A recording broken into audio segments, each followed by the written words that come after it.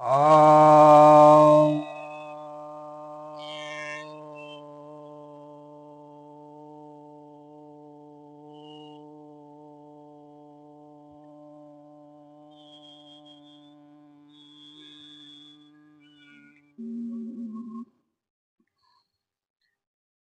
सभी भक्तजनों को सप्रेम नमन। भक्तों, आज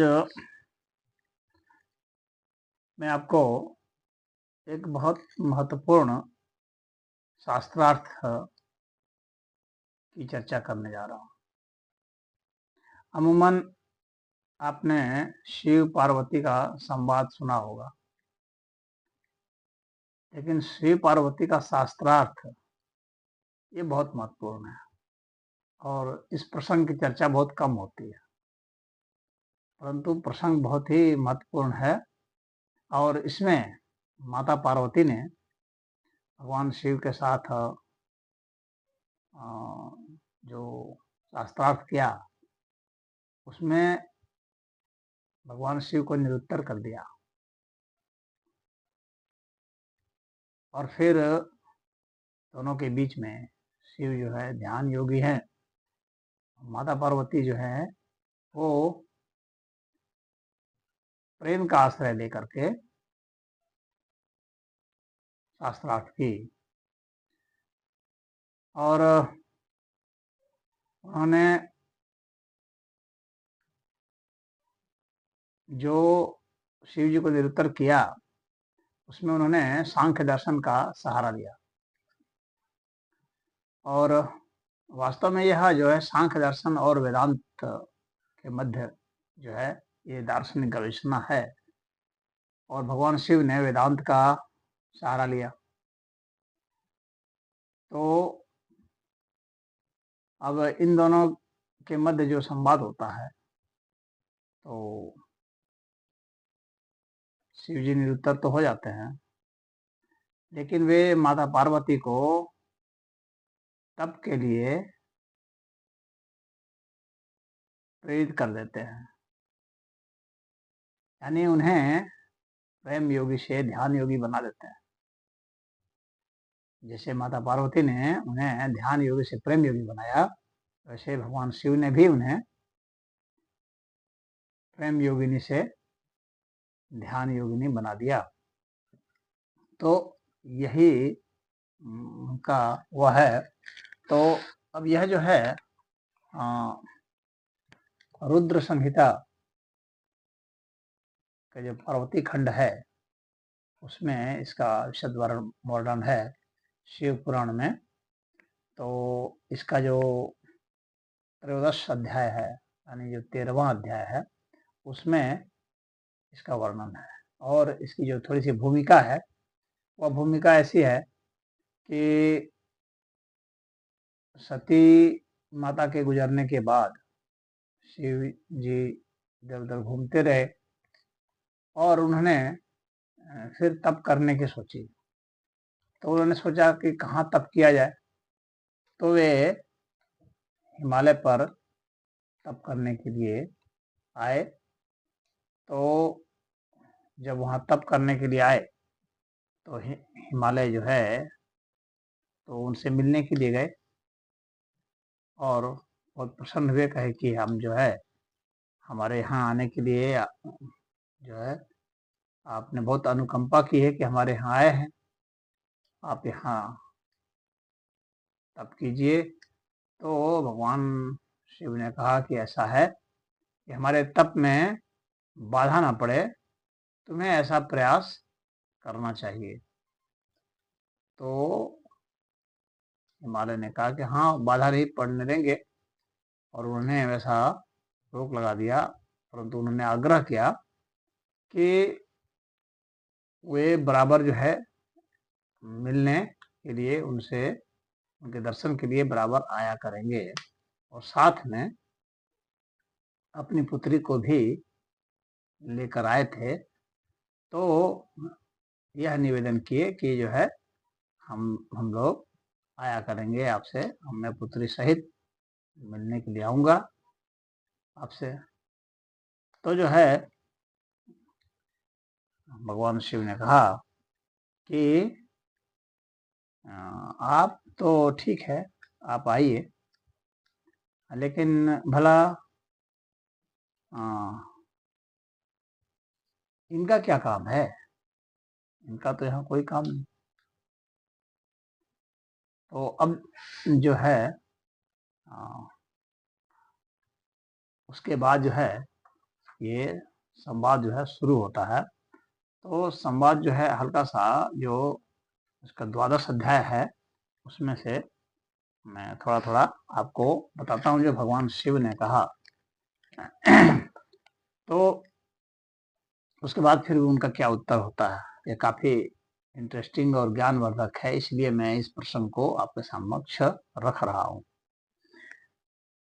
तो शंभोरुवाच, शंभो ने कहा, मैं 29वां श्लोक और 30वां श्लोक पढ़ रहा हूँ और 32-33 जो कि ज्यादा जो महत्वपूर्ण है उसी को पढ़ रहा हूँ और बाकियों को मैं छोड़ दे रहा हूँ।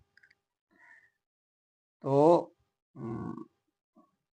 भगवान शंभो क्या कह रहे हैं, माया रूपा स्मृता नारी विद्वद्भीर्वेद पारगहे युवती तु विशेषेण विघ्नकर्त्री तपस्वी नाम। तो कह रहे हैं कि वेदों के जो पारगामी जो विद्वान हैं वे स्त्री को माया रूपा कहते हैं। तो उसमें भी विशेष रूप से जो युवती स्त्रियां हैं उनको तपस्वियों के लिए विघ्न कारिणी बताई गई है। अहम तपस्वी योगी च निर्लिप्तो माया सदा प्रयोजनम युवत्या वै स्त्रिया किम मे अस्ति भूधर। अरे हे भूधर, मैं तपस्वी योगी तथा सदा माया से निर्लिप्त रहने वाला हूं, अतः मुझे युवती स्त्री से क्या प्रयोजन है। उसके बाद फिर जो है 32वें-33वें श्लोक को पढ़ रहा हूं। इसमें विकार है, भवत्यचल तत्संगा द्विषयोत्पत्तिराशु वै विनश्यति च वैराग्यम ततो भ्रश्यति सत्तपः। अर्थात उनके संग से शीघ्र ही विषय वासना उत्पन्न हो जाती है, वैराग्य नष्ट हो जाता है और उससे श्रेष्ठ तपस्या नष्ट हो जाती है। फिर कह रहे हैं, अतस तपस्विना शैल न कार्या स्त्रीषु संगति महाविषय मूलम सा ज्ञान वैराग्य नासिन।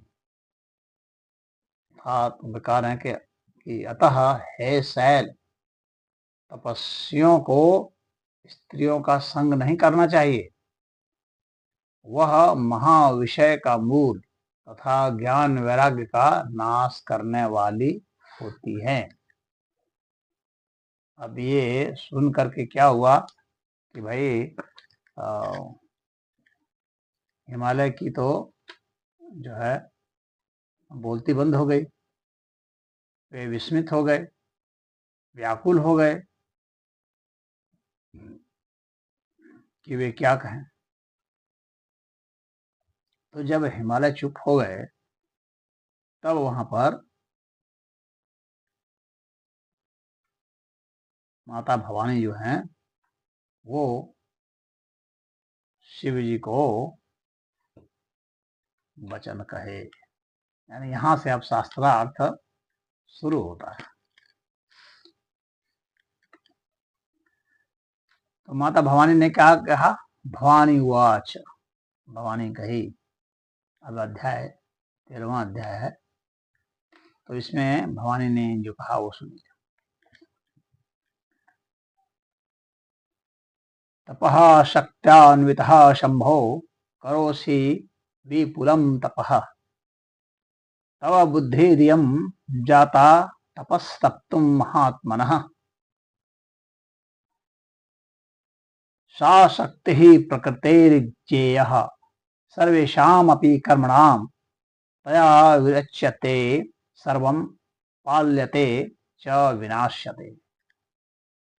अर्थात वे ये कह रहे हैं कि हे शंभव, आप तप की शक्ति से संपन्न होकर ही महातपस्या कर रहे हैं और उसी महाशक्ति की प्रेरणा से ही तपस्या करने के लिए आप महात्मा को ऐसी बुद्धि प्राप्त हुई है।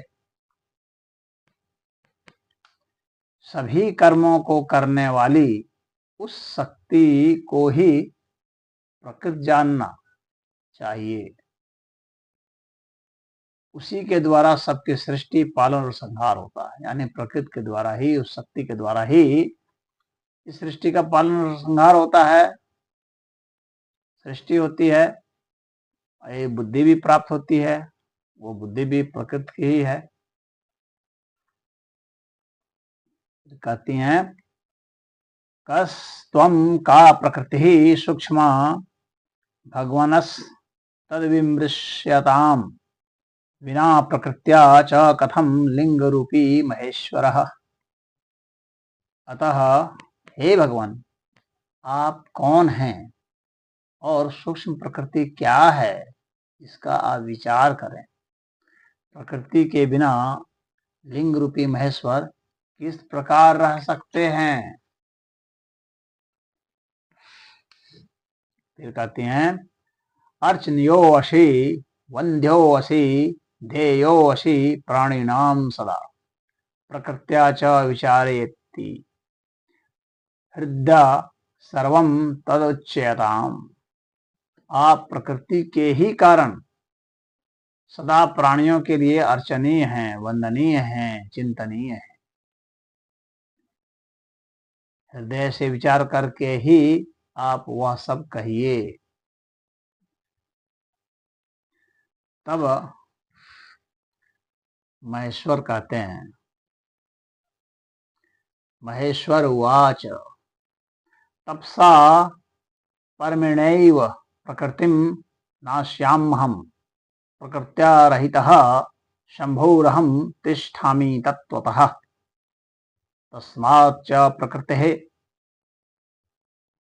सद्भिर्न कार्यः संग्रह क्वचित् स्थातव्यं निर्विकारैश्च लोकाचार विवर्जिते है। कहते हैं कि मैं उत्तम तपस्या द्वारा ही प्रकृति का नाश करता हूं और वस्तुतः प्रकृति से रहित होकर ही शंभु के रूप में स्थित रहता हूं। अतः सत्पुरुषों को कभी भी प्रकृति का संग्रह नहीं करना चाहिए और लोकाचार से दूर तथा विकार रहित रहना चाहिए।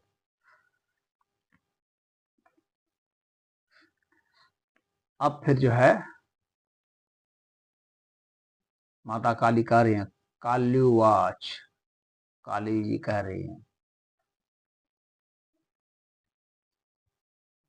यदुक्तम भवता योगिन वचनम शंकर प्रभो सा च किम प्रकृतिर्न स्यादतीतस्ताम भवान कथम। हे शंकर, हे प्रभो, आपने जो बात कही है क्या वह प्रकृति नहीं है? यानी ये जो बोलना है क्या वह प्रकृति नहीं है? आप उससे परे कैसे हैं?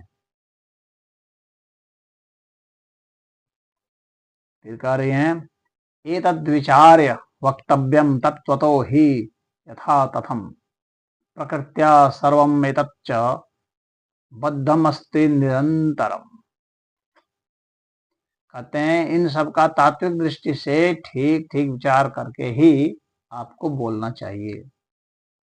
यह सब कुछ सदा प्रकृति से ही बंधा हुआ है।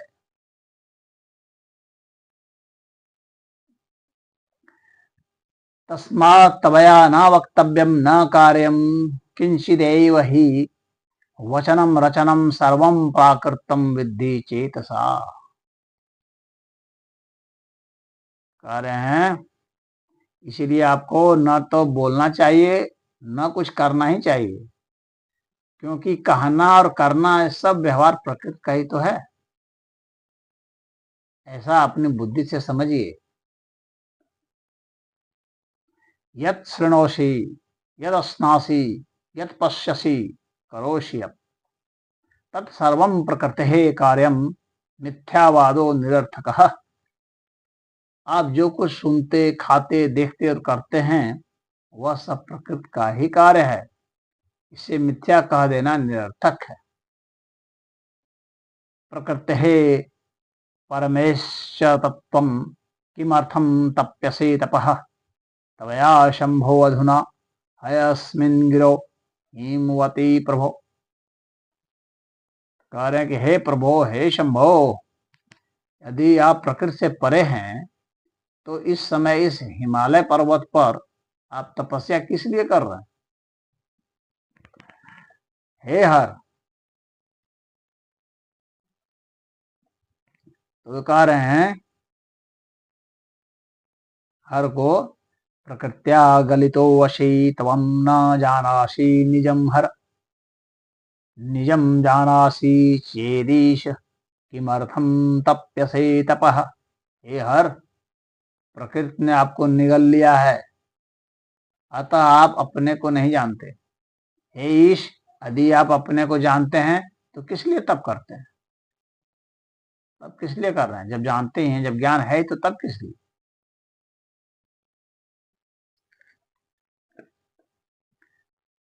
वाग्वादेन च किं कार्यं मम योगिनस्त्वयाशः प्रत्यक्षे हि अनुमानस्य न प्रमाणम विदुर्बुधः।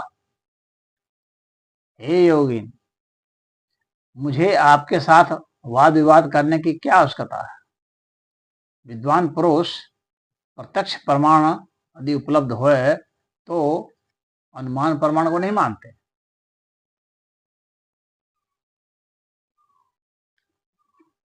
यानी सांख्य जो है ना, वो प्रत्यक्ष प्रमाण को ही मानता है, और वेदांत जो है वो अनुमान प्रमाण को। ये जो है माता काली कह रही कि जब प्रत्यक्ष प्रमाण उपलब्ध है तो अनुमान प्रमाण को मानने की क्या आवश्यकता है? इंद्रियाणाम गोचरत्वम यावद भवति देहिनां तावत सर्वं विमंतव्यम प्राकृतम ज्ञानी भीर्धिया। कहते हैं जो कुछ प्राणियों की इंद्रियों का विषय होता है वह सब ज्ञानी पुरुषों को बुद्धि से विचार कर प्राकृत ही मानना चाहिए। यानी इंद्रियों का जो भी विषय है ना वह प्राकृत होता है, बुद्धि वगैरह सब सब प्राकृत है। किम बहुक्तेन योगीश शृणु मदवचनम परम सा चाहम पुरुषो वशी त्वं सत्यम सत्यम न संशयः। हे योगेश, बहुत कहने से क्या लाभ, मेरी उत्तम बात सुनिए। मैं वह प्रकृति हूं और आप पुरुष हैं। यह सत्य है, सत्य है, इसमें संशय नहीं है। मद अनुग्रह तस्त्वं ही सगुणो रूपवान मतः मां विना त्वं निरीहो वशी न किंचित कर्तुम अर्हसि। कहते हैं मेरे अनुग्रह, कहती हैं काली जी माता कि मेरे अनुग्रह से ही आप सगुण और साकार माने गए हैं। मेरे बिना आप निरीह हैं, कुछ भी करने में समर्थ नहीं है। यानी करने के लिए, कार्य के लिए प्रकृति अनिवार्य है। बिना प्रकृति के आप कार्य करेंगे ही क्या? कार्य ही नहीं कर सकते, निरीह हैं आप।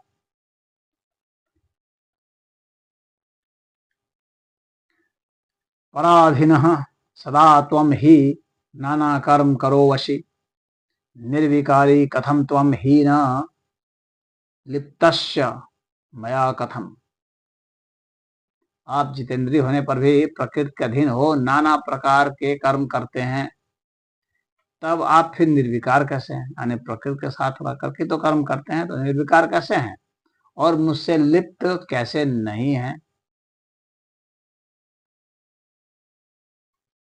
प्रकृतेः परमो वशी त्वं यदि सत्यं वचस्त्व तर्हि त्वया न भेतव्यम समीपे मम शंकर, हे शंकर, यदि आप प्रकृति से परे हैं और यदि आपका वचन सत्य है तो मेरे समीप रहने पर आपको डरना नहीं चाहिए। फिर आपको डर किस लिए लग रहा है स्त्री से? यदि आप स्थित हैं, यदि आप निर्विकारी हैं, यदि आप निर्गुण हैं, यदि आप प्रकृति से परे हैं, तो फिर डर किस बात का लग रहा है आपको? आपको तो डरना नहीं चाहिए। तब ऐसे में फिर शिव जी क्या कहते हैं? श्री शिव उवाच इत्येवं त्वं यदि ब्रूषे गिरिजे सांख्यधारिणि प्रत्यहं कुरु मे सेवाम अनिषिद्धाम सुभाषिणी। कहते हैं कि हे गिरिजे, हे सुंदर भाषण करने वाली, यदि आप सांख्य मत को धारण करके ऐसा कहती हैं तो प्रतिदिन मेरी आप अनिषिद्ध सेवा कीजिए। यद्यहं ब्रह्म निर्लिप्तो माया परमेश्वरः वेदांत वैद्यो माएष त्वं करिष्यसि किं तदा। कह रहे हैं कि यदि मैं ब्रह्म माया से निर्लिप्त हूँ, परमेश्वर हूँ, वेदांत से जानने योग्य तथा मायापति हूँ, तब आप क्या करेंगे?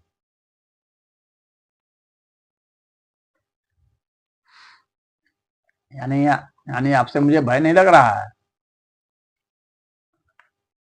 मैं अगर निर्लिप्त हूँ, निर्विकारी हूँ, तब आप यहाँ रहिए, सेवा कीजिए। तो आप सेवा कीजिए, उससे मुझे कोई भय नहीं है। और फिर उसके बाद जो है ये तपस्या इनकी शुरू हो जाती है और शिव जी ने आदेश दे दिया कि ठीक है, आप आ सकती हैं, आप रहिए, सेवा कीजिए। और वे आते रहती हैं, सेवा करते रहती हैं। और ऐसा समय फिर आता है कि कामदेव आते हैं उनकी तपस्या को भंग करने के लिए, और कामदेव भस्म हो जाते हैं और भगवान शिव जो हैं वहां से फिर चले जाते हैं। चले जाने के बाद फिर माता पार्वती को बहुत गहन तपस्या करनी पड़ती है। और तब जा करके बहुत गहन तपस्या करने के बाद, फिर बहुत अथक परिश्रम करने के बाद फिर जो है शिव तत्व की प्राप्ति होती है। यानी शिव तत्व की प्राप्ति के लिए तपस्या अनिवार्य है, प्रकृति के लिए भी अनिवार्य है। तो इसमें इतना ही। हरि ओम।